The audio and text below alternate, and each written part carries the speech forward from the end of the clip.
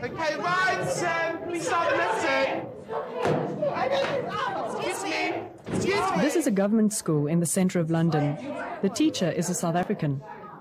Excuse me, year 10s. The footage was filmed during an ordinary poetry lesson on an ordinary day. South African teachers quickly adopt the local London accent. They hope this will gain them greater respect in the classroom.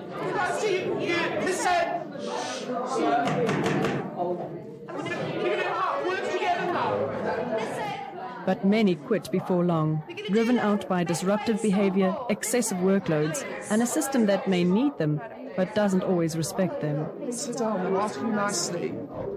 Yeah? Right, stanza 2. Yeah. I want you to work. Don't just sit and chat. It's late winter in London. The average daily temperature in March is about 4 degrees. At 6:30 in the morning, just before the sun comes up, Morag Taylor leaves home. She hopes to have a few hours alone at school before the learners arrive, to get through all her paperwork and managerial duties.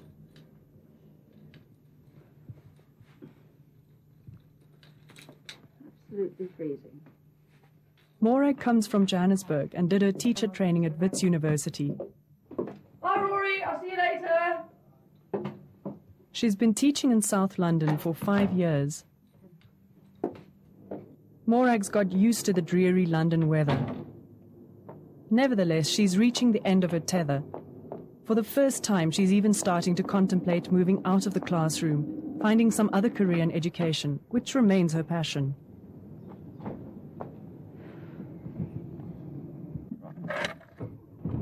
I mean, what are we? We're 6 months into the school year, and I'm absolutely exhausted.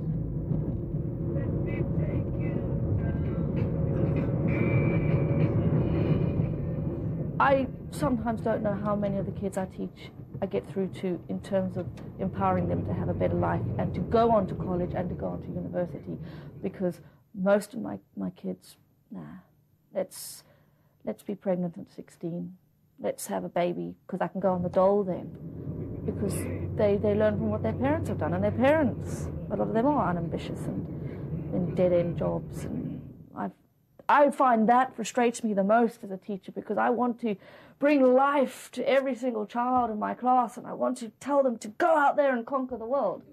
Morag's made a big success of teaching in London. She's only 28. After starting her career in a foreign city, she's now second in charge of her school's English department. Her pupils feed off her enthusiasm. They pay attention to her. They seem stimulated by her passion for the subject. Yeah, have a little look. These are both for you, all right? But it wasn't like that when she first walked into the job all those years ago. Okay. You're running through a city, all right? That's how you so you've got to think to yourself. Walking into the classroom and seeing the kids for the first time, it was like, oh my God, I can't actually believe this is what I'm going to have to put up with. And I remember sitting in the staff room with a couple of SEN teachers, the special needs teachers, and they looked at this list and they just went, okay, well, don't put that one next to that one. Okay, but he can't go next to that one either. Oh, then don't put that one next to that one either, because... So eventually I got this whole bloody class of kids who were just psychotic, really, and they couldn't sit next to each other. And they were, 13-year-old thugs. And I just thought, oh, God. And that was the first experience of getting them. And I did think, oh, holy crap, what have I got myself into? But it gets better. It did get better because I stayed at the school. Spur of the moment. Her pupils have seen many teachers come and go. They've now come to trust that their Miss Taylor will be at her post every term, expecting the best from them, encouraging them to reach beyond their deprived backgrounds. But they're in for some bad news. The constant grind of dealing with behaviour problems in the school has finally got to Morag, not to mention all the admin and increased demands of the curriculum. Next year, the principal, or head teacher as they call them here, will have to find a replacement for Morag, and about 14 others. Right, first question, nice and simple. What is the last time it was 3 years ago, when I think it was 22 members of staff who left in one go. That's huge. I know but she doesn't. I know that there's a lot of people unhappy at the moment at the school, and there's a lot of us planning on leaving. Right, guys, you've got about 9 minutes. There will be homework if you do not finish. You have 2 days to complete your homework. Our head teacher tries very hard to recruit British teachers. That was something that she does try and push for, but there's just not enough interest in coming to teach in an inner-city London school. London's government-funded schools have a bad reputation. More and more British teachers opt not to work here. The gaps they leave are being filled by foreigners. Of all the overseas teachers in London, the majority are South Africans. More than 5,000 migrated to the UK in the last 3 years alone. The attraction is obvious. Teachers earning meagre salaries in rands can earn 12 times as much here. If they live cheaply, they say they can save or pay off study loans or mortgages back home. Europe is a stone's throw away, and the city is alive with history and innovation. There's a rich Western culture and the opportunity for personal growth. It was for all these reasons that Bruce Verity wanted to come here. Schools from the county of Surrey came to recruit staff in Johannesburg. Bruce persuaded his partner of 20 years to see if there was a job for him too. Bruce was ready to sell his home, pack up and go. Well, I was hoping the experience would be a first world experience, to see how music, which is my subject in particular, is taught in the UK, under what I hoped would be better circumstances than we had here. My partner Bruce started to talk of his desire to leave, and I found that very threatening, because I did not want to go, because I had family commitments. But I can date exactly when my thinking began to change. It was one specific day at the end of the year when I heard in one day of 2 different people who had been murdered, 2 in one day.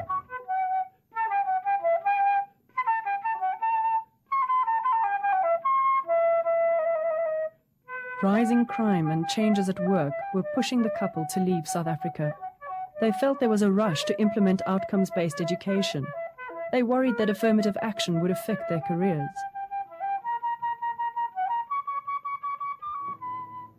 Despite his initial reluctance, Terry had no trouble finding a job. Maths teachers are in demand, and he was trained in outcomes-based education, the system also used in Britain. He's now been teaching in Surrey, 40 minutes from London, for 6 months. Can you begin, please, with our dice? We know how this works. There we go, Danielle. And who else? Yeah, thank you. What have we got? I need 2 numbers. Terry was delighted at the level of attention given to his professional advancement at the school. There was an induction day provided by the school before we ever started. I have a designated mentor within the department who meets with me once a fortnight in a formal context, and also more often informally, to talk about specific difficulties, challenges, unexpected things that I've seen. I never experienced anything touching that scale of help and support back in South Africa, and I don't think any South African teacher would ever expect that level of support. Bruce had the same induction and mentoring and support most overseas teachers do, but none of it was enough to make him stay. A month ago, he fled back to preserve what was left of his sanity, to pick up the pieces of his old life. I hated the school so much that within the first day I wanted to leave. Listen! We're together now. Total disregard. I mean, the teacher can stand on his head or her head and it makes no difference. Total disregard for the teacher. Christopher, what do you think the poem's about? You know what? I really have no idea. Okay, let's read it again. A total unwillingness to participate in anything to do with the lesson. The lessons are an hour long, which is really difficult, because these children, with all respect to them and their parents and their background, can't concentrate for an hour. I think 20 minutes would be pushing it. Guys, all the questions have to be finished, otherwise no lunch. Almost all government schools have a reputation for lack of discipline. They constantly devise new rules and tools for teachers to try and curb unruliness. There's ongoing public debate in the UK about what to do about disruptive kids. Why? You can't just leave. I need a note. As in South Africa, there's no corporal punishment. The rights of the child are supreme. But there's also a culture that's less accepting of authority. It's a combination that some teachers say leaves them powerless in class. We cannot actually try and touch the children sometimes. You know, just a nice arm, a nice hand on the arm, just to comfort them if they're having a moment, a hug.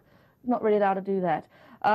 There's a huge fight going on outside your classroom. I've had to separate. I remember separating this one fight, and I'm tiny, I'm short, and there's Goliath and the human Yeti standing on either side of me, and I'm like, okay, well, look, boys, you want to talk about this, because this is not good. Let's sit down and talk about it. And they're about up to here, and they're yelling over this side of my head, and they're big boys with muscles, and I'm trying to separate this. But you are not supposed to touch the child, because they could turn the tables on you, because they have that kind of power. They're allowed to swear at you. They're allowed to tell you to F off and call you incredible, horrible names, but there's not really much you can do about it, because you'll phone home and say, oh, your child called me an effing this today, and the parent will go, oh, well, I'll have a word with them then. And it's completely powerless. The parents don't have much power over some of these children that we teach. I think the discipline in Britain needs incredible work. In the trenches with Morag in the English department are Leon Klaassen and Gulam Rawat. They're both well-travelled, seasoned teachers. They decided to give London a chance when they saw jobs advertised in South African newspapers. There are now 9 South African teachers at the school. Yeah, these are quite good. I see the white buildings, quite high standards. Well, I was at a reformatory before we came over here. Special needs school. Boys have been sentenced there by the courts for murder, rape, habitual muggings, etc. And after dealing with that was initially in itself, that was a culture shock. But soon got over that, and you think, well, you could handle those boys. Coming here should be a doddle. It was a totally different case when I came over. You had to now adjust your expectations in terms of the pupils themselves. You had to learn exactly what they wanted in life. The common statement that they'd make is, I don't care. I was given, I suppose, the worst classes in the school.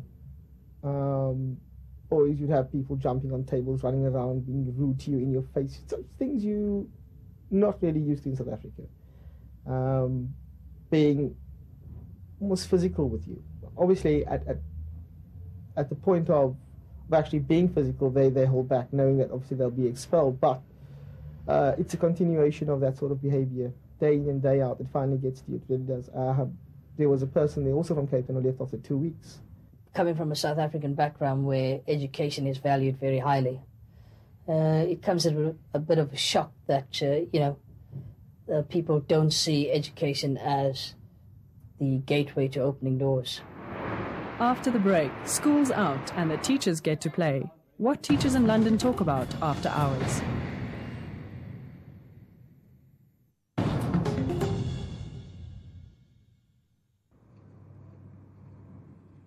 This is Manchester, 3 hours by train north of London.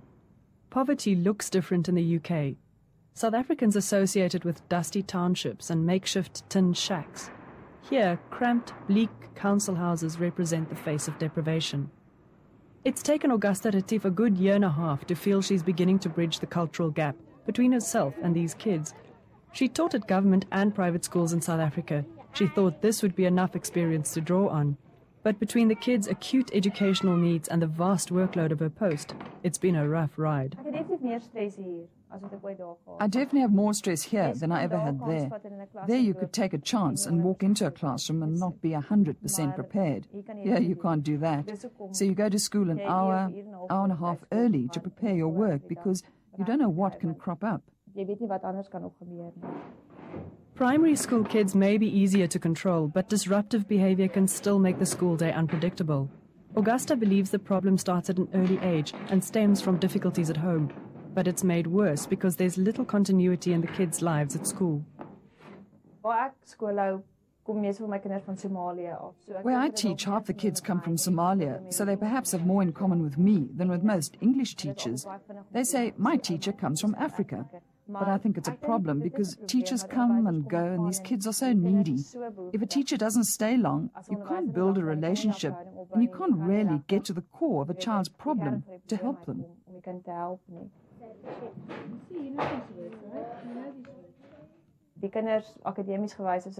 Academically, the kids present a big challenge because most of them speak English as a second language.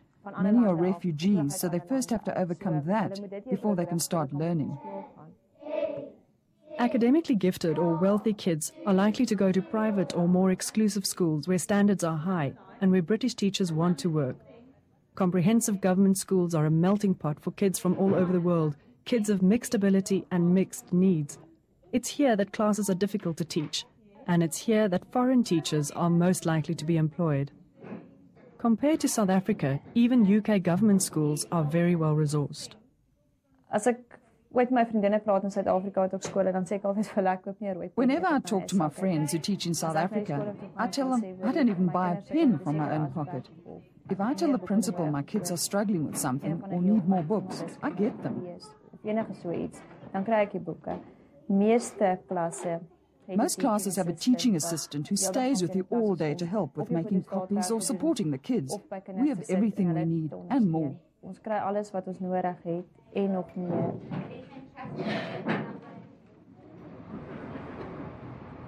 But in another short while, Augusta too will say goodbye to Manchester. She's here for only 3 years while her husband Francois completes his PhD at the university.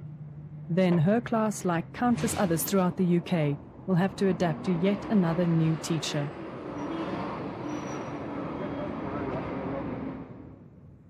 Back in London, we meet a group of South Africans unwinding at the end of a week. They all teach at the same school. In their circle is an Australian and a native Brit. We ask Ben why British teachers leave teaching in the cities to foreigners. It's almost like having two jobs. You have your job from 9 until 3:30 when the children are there teaching, or in some cases crowd control. Even Alex is talking about crowd control and supply. I think even in our job as regular teachers, a lot of it is crowd control. You know, I think everybody will agree with me there. You've got crowd control issues anyway, even if you're doing the regular class, because, you know, there's a lot of kids who have problems. Yeah, going mad. And then your time spent, either some people come in early for school, some people do it afterwards. You've got planning, you've got assessment, you've got bits and pieces to fill out. You know, there's constant bits of paperwork that just seem to flow. My desk is just overflowing with bits of paper that I'm supposed to fill out. Everyone agrees on the workload issue, but for the foreigners, their pay makes it worth the effort. And then there's the novelty of being in London. If Phil will agree with me, we do have a better standard of living. We can pay the mortgage back home. We can afford the rent here. We can afford to go home with a family of 4 once a year. We can afford to bring family over on vacation. We can afford still to go to see other places. So I would think that the standard of living coming over here compared to what we had for the 15 years of teaching back home is way higher. Oh, well, I didn't come here to have a full-time job. I thought, well, when I get to that point and that's what I want to do, I'll go home. I mean, I'm here to travel, to do things differently from the way that I did at home. I mean, Australia is so far away that the opportunity to go over for the weekend to Paris or to go to Amsterdam or to go to Prague for the week, it's not available to you. So I suppose my ambition here was different. Some people would come here to settle. I haven't. Like Alex, many foreigners take short-term teaching jobs. These pay better and come with less responsibility. Most South Africans we met in London plan to come home one day when their work permits or visas expire. But for someone like Ben, for better or for worse, London is home. You know, it's an expensive place to live in London.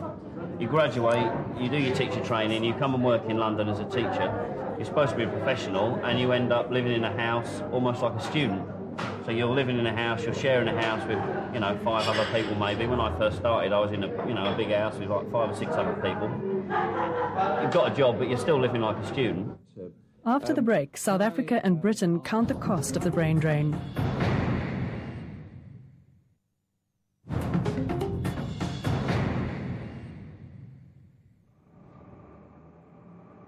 Leytonstone, a working-class suburb in London's East End. You'll probably hear more Afrikaans if you walk down the main street for an hour than in Johannesburg in a week. We meet Ilona Wattle from Stellenbosch and her friend Kayla Edwards from Zimbabwe. Ilona heard about temporary stand-in teaching jobs in London when a recruitment agency came to the university. Just turn up and you'll get work, was the message. But they said little about how kids here see these so-called supply teachers.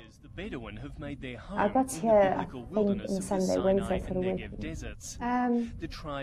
Well, they no respect, especially if you're foreign, with different accents. They don't really respect you. You walk into your classroom as high teach for the day. They just see how far they can get. You know, they don't want to work, they think it's free lesson. They don't see you as a teacher. Ask you to study and doing the subjects, and then it's quite difficult controlling or teaching them. The girls don't mind relatively cheap accommodation. They rent by the week. About 7 of them share. Ilona came here to travel and to pay off a house she bought back in South Africa. She now earns many times what she would at home. Even though she's not committed to one school, she's never short of work. And they take days off very easily, English teachers. There's always, every day when I go to school, on the cover slip there's about 4 or 5 teachers absent. And it's English teachers, permanent teachers at the school. And then we come in and, you know, cover the lessons. The 23-year-old Russian describes how she flew from Moscow to Egypt. Is that just because they feel they're not getting paid enough, whereas us as foreigners, we just think, hey, pounds. Yeah, because we were all striking the one day, they think they're not earning enough money as well. What we're able to do is to get young people to make a decision to be a teacher in the UK. That's what we're able to do. What we're less able to do is to keep them in teaching, and the figures are astonishing.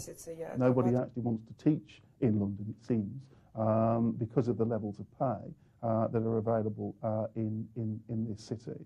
And that in itself presents problems for other teachers. Who am I working with today, becomes the question. Can I actually do my work in a reasonably organised and coherent fashion if I don't actually know who it is that I'm going to be working with?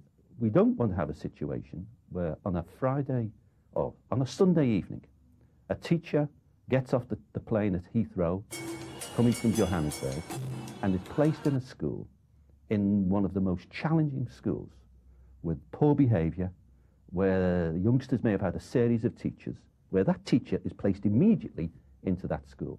It presents problems for pupils and indeed for parents. Who's going to be teaching me today? And if I can't be sure about who's going to be teaching me today, why should I invest any of myself into the school system? More than half of UK residents who become teachers change their minds within 5 years. The British government now has to take stock of what its foreign recruitment is doing to the education systems of developing nations. Recently, Duncan Hindle, spokesman for the South African Department of Education, addressed the International Committee in the House of Commons. Yeah, without doubt, they come back as better teachers. They've experienced the world. With respect, some of them, I think, come back saying our schools look pretty good in comparison too. You know? So there's that unintended consequence that we get. If we were actually providing proper rates of pay for all teachers and making the job far more attractive, then we wouldn't actually need to be actively recruiting and aggressively recruiting from overseas. If we are genuinely committed to getting all children in school and all African children into school, we will require, by 2015, 5 million extra teachers. 5 million extra teachers. Currently, Africa is a net exporter of teachers. That's wrong. Britain's post-industrial history has been founded on poaching. It's been founded on looting human resources from across the globe. And that's how Britain has made its way as a post-industrial nation. I mean, that's the reality. Don't think we can lose sight of that, but I think we have to be critical of that.